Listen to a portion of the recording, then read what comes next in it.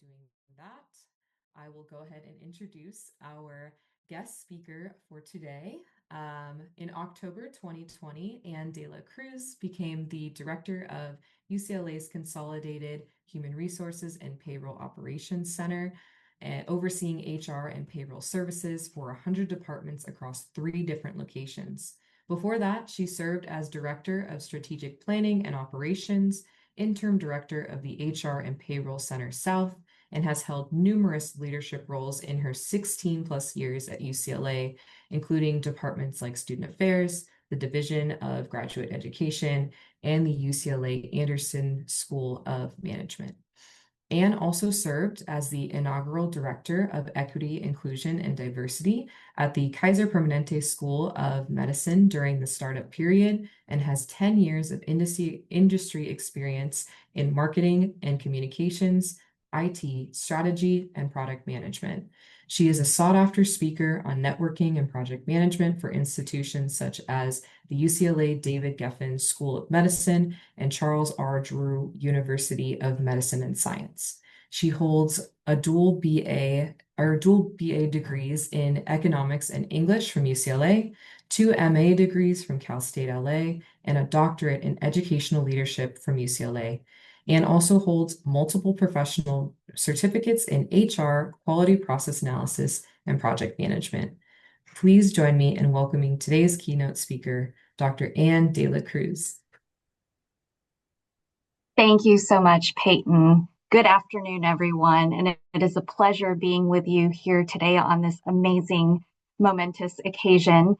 I greatly appreciate being in this space with you all today to talk about networking and connections. And this is one of the topics that I am most passionate about. As you have heard, UCLA has a wonderful, great community that we are all part of. And this is one of the areas that makes UCLA a very special place. So I just wanted to start off by speaking through my own career journey and how networking and communication really has been instrumental in my career trajectory. So as Peyton had shared, I am a proud Bruin. I was an undergraduate in English and economics, and really that really exposed me to what wonderful UCLA opportunities existed. And it really was so amazing to interact with other students, faculty, staff, and even alums during my period of time as a student. But I think one of the key areas that was really amazing as I graduated was really learning about how networking and connecting with others would really shape what I would be looking at as a career. And I don't have a very standard career in any particular industry or function, as you can see. But I think the key thing that I have always thought about in terms of my career really is a focus on certain themes of connecting with people, helping others professionally develop, problem solving, and creating opportunities for others to connect with one another. So I'll just briefly speak through the trajectory that you're seeing. And really, the key component for me is really just being curious and having the interest in learning about different spaces. So for about 10 years, I worked in financial services. I started my career in investment banking and private banking, working with various type of institutions. And one thing that I was very appreciative about was really having the opportunity to meet different professionals across different work streams. So although I was in the financial realm, I was very fortunate to meet with colleagues who were focused on marketing or business development, as well as IT. And so as I was working on these projects, it really gave me an opportunity to learn about, the different options for careers that I would not have thought that I would explore in my later years of working at the university. I went on to work at UCLA, and I have missed after 10 years that connection. And so, it was really wonderful to come back. I started my career as a assistant director in the Anderson School of Management, where I worked with executive and fully employed MBA students. And it was really wonderful to be able to speak with students who were looking to enter fields, including finance, as I was exploring higher education. And for me, that was one of those areas where the transition from industry to higher education was informed by a lot of the conversations I was happening that were happening with colleagues I had at the university. So some of you may be aware that our Alumni Association has amazing opportunities for alums to engage with students. And there was a program called Interview with a Bruin that I was very involved with. And it was really one of the reasons that helped me solidify the decision to go and pursue a career in higher education. So after working at the Anderson School, I made that career switch since I had a background in operations and communication, was doing that for a while, but then noticed that there was a need to support students from a career coaching standpoint. And so one of the things that I had identified as a need was having some additional resourcing and bandwidth to support the students. So at the time, I was very fortunate to have a great career conversation with my supervisor at the time and offered to help with the caseload of career coaching as long as I could have an opportunity to learn about the process. And so that was really my introduction to gaining the support to learn more about career counseling and coaching. And that really spearheaded the opportunity that I was very fortunate to have to learn that I really enjoyed working with students. So from that particular position in the business school, I was very lucky to participate in a program called the Professional Development Program. And I'll talk a little bit more about that later.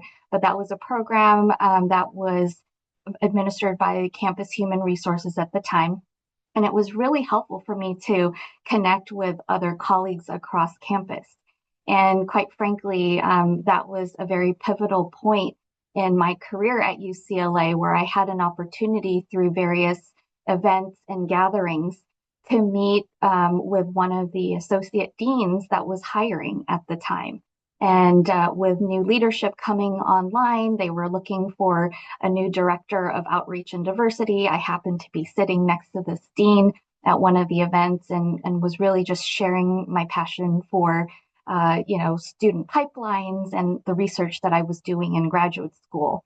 And so ultimately he spoke to me and said, well, have you thought about, working in the student space and joining the graduate division? And so that really was my first foray to really thinking about a career working with students at UCLA. So I started off as the director of outreach and diversity, where I oversaw a lot of the pipeline and retention programs in the Division of Graduate Education. And then there was a reorg that happened at the time, and I was also asked to take on graduate admissions for the campus. So I later became the assistant dean of the division of that particular area that focused on about 230 plus master's and doctoral programs on top of the diversity initiatives that we had at UCLA. And that experience was really amazing because that gave me that insight to know that I really wanted to be in higher education. And that really informed my decision to conduct my research in looking at the decision-making process of students who apply to graduate school. So it was the perfect mix of bringing practitioner experience to academia and research.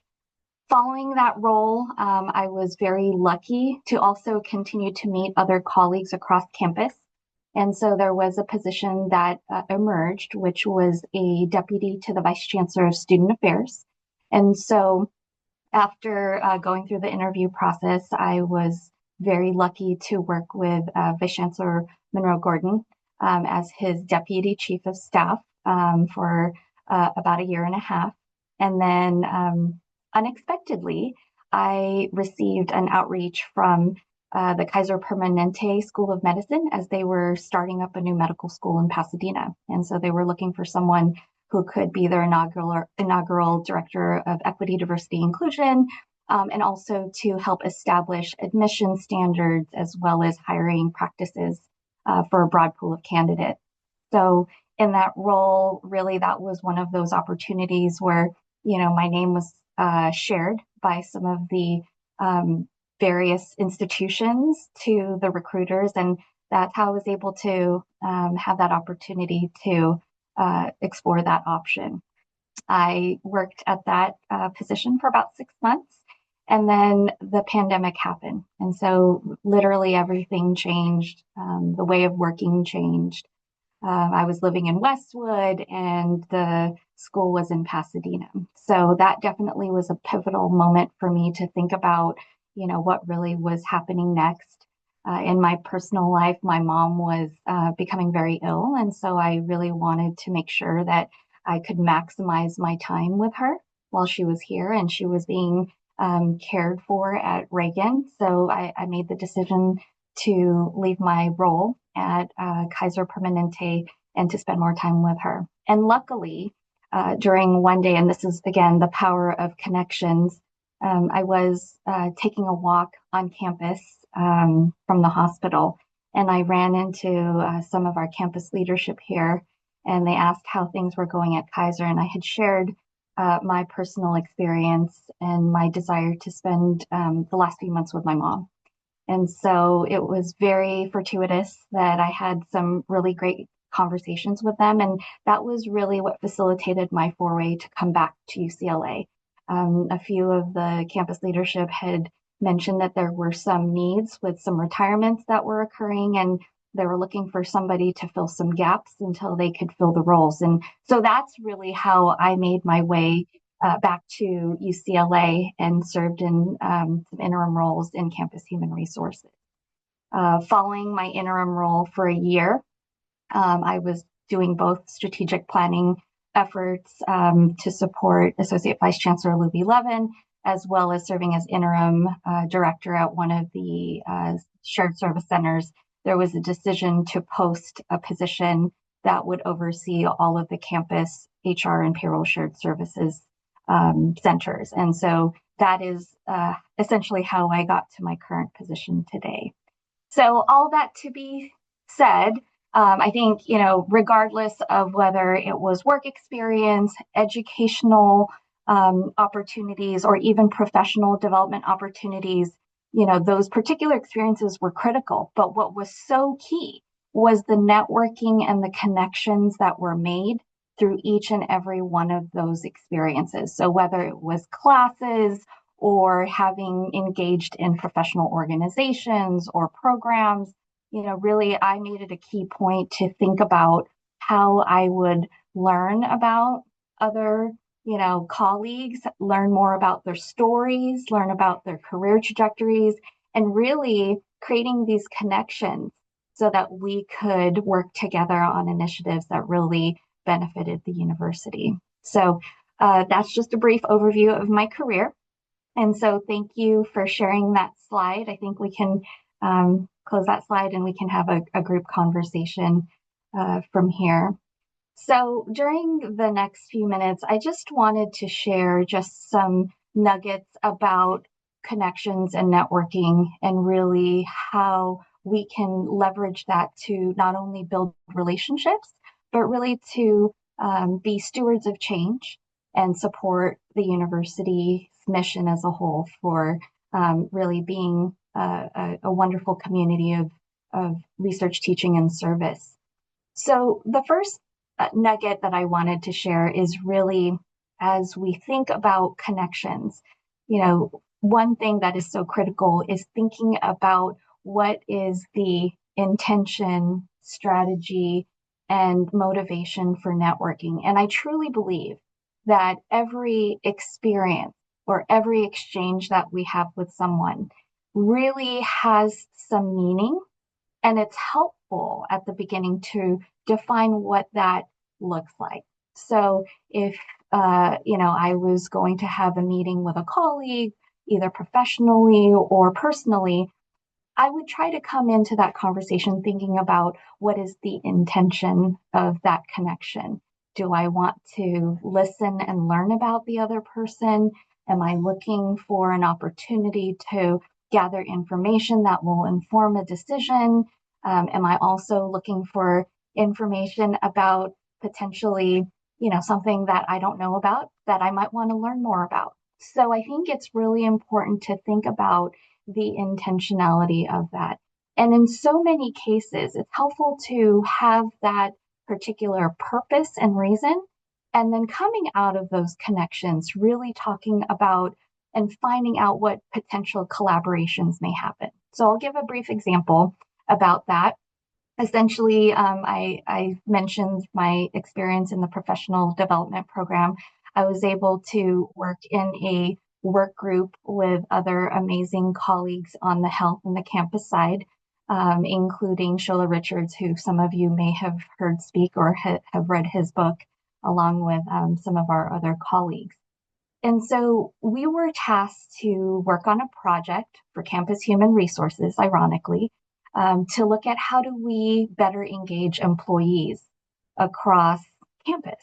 And so one of the emerging findings from the survey that we administered amongst a sample set was hearing about the need for facilitating ways that team members can meet others, to learn more about other, functions, opportunities, departments, etc.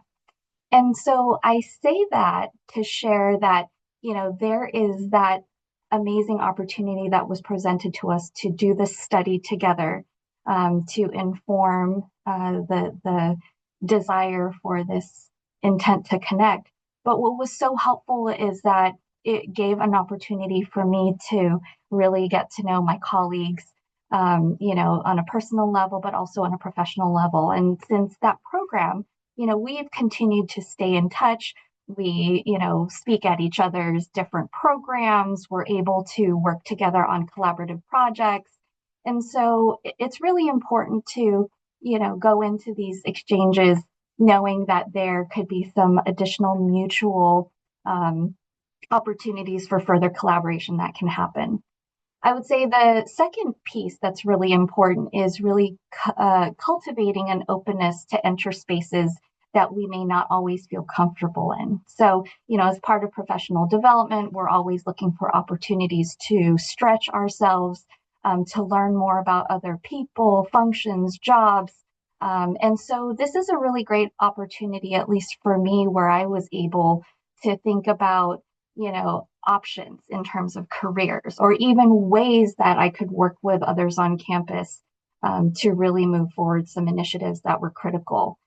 Through these various programs, I was able to not only reach out to colleagues across campus and health to do informational interviews, but really through a lot of the work groups that I've participated with, either system-wide or campus-wide, it really gave me an opportunity to learn from colleagues and then to also have these opportunities to discuss about, some of the pressing issues that we're facing in higher education, as well as ways that we could not only professionally develop ourselves, but how we could, foster this community of learning in the various work groups and shared spaces we had. So I would say that there's definitely an area of trying different spaces that really has allowed me to really try different functions. And oftentimes I will get the question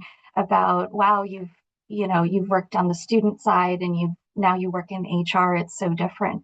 And really it's not. I think at the end of the day, it's really looking for those arcs and those themes. And so, for me, as I talk about my own career trajectory, the importance of the people connections is really what is a motivator and a driver for me, and being able to look for those opportunities for mentoring and shadowing and having those, informational interviews are so critical. I would say the final piece that I'd like to share that has been amazing is really just trying to create that story. And so all of us are tasked in some form or another to think about our own personal branding. And so when we meet somebody, we're always looking to think about intentionality and purpose and what is important to share in those interactions. And I think a really key nugget that has been very helpful for me has been always continuously improving and developing my elevator pitch and positioning statement. I think, whether you're an individual contributor, whether you're a team member or a leader, you're going to find an opportunity to have to talk about yourself and how it relates to the work you do or the intention of a particular effort. So that has been something that I have been working on over years. And, with the mentors and colleagues that I've developed over the years, getting their feedback has always been really important as I continuously adjust the story that I'm sharing. So, I think, these are some of the key areas that have been super helpful over the 17-ish years that I've been at UCLA. I think that what's so wonderful is everybody is genuinely interested in connecting at UCLA and always looking for ways to identify opportunities to partner. And I think being able to articulate that intention and sharing that spirit has been really instrumental and key. So I'm going to pause and stop there, and then perhaps we can open it up to some questions that I'm happy to answer. So thank you so much for having me, and happy to answer any questions that the group may have. Feel free to unmute yourself if you guys have any questions.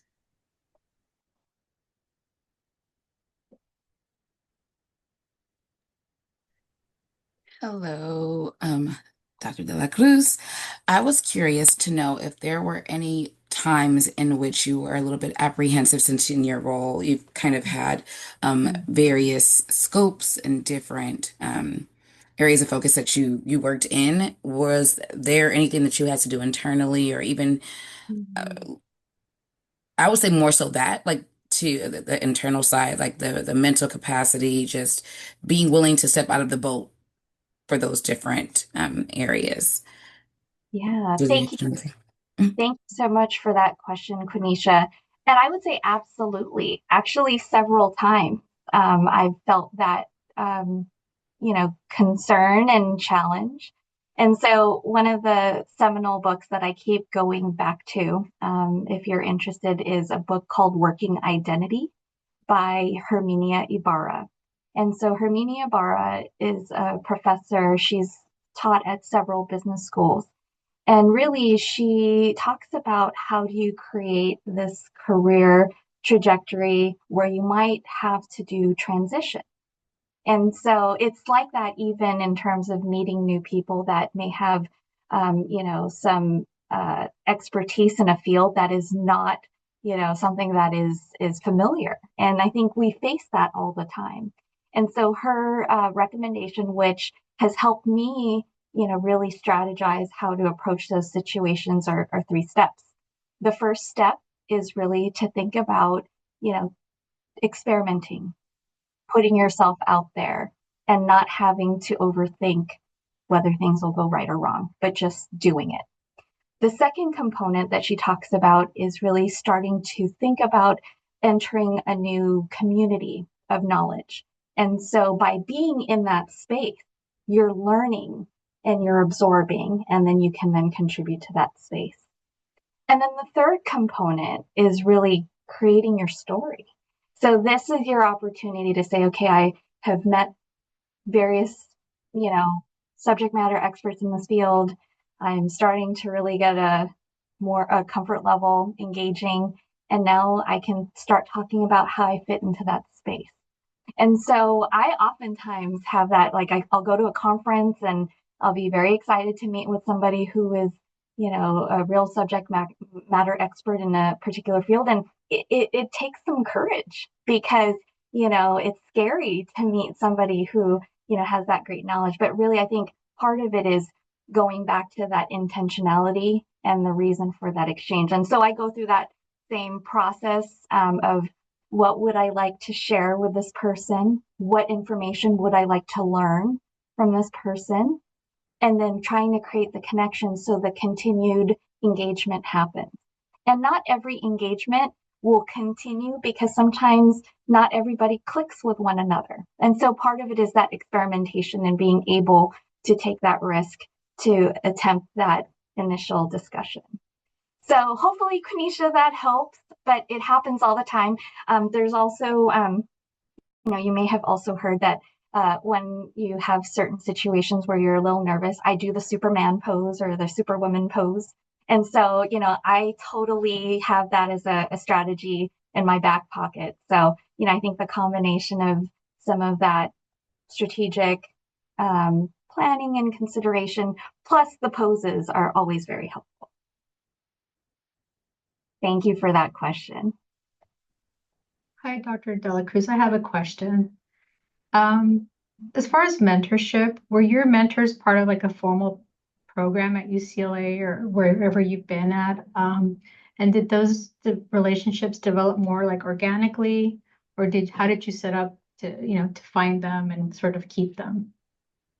Thank you for that question. And that is a really great one. And I would say, from my experience, it has been a combination of both structured mentoring relationships and some that have organically just emerged. And I think mentorship is so powerful because there is the aspect of mentoring coming from different spaces. So you have peer mentoring where you're engaging with colleagues, you're working together on a shared mission.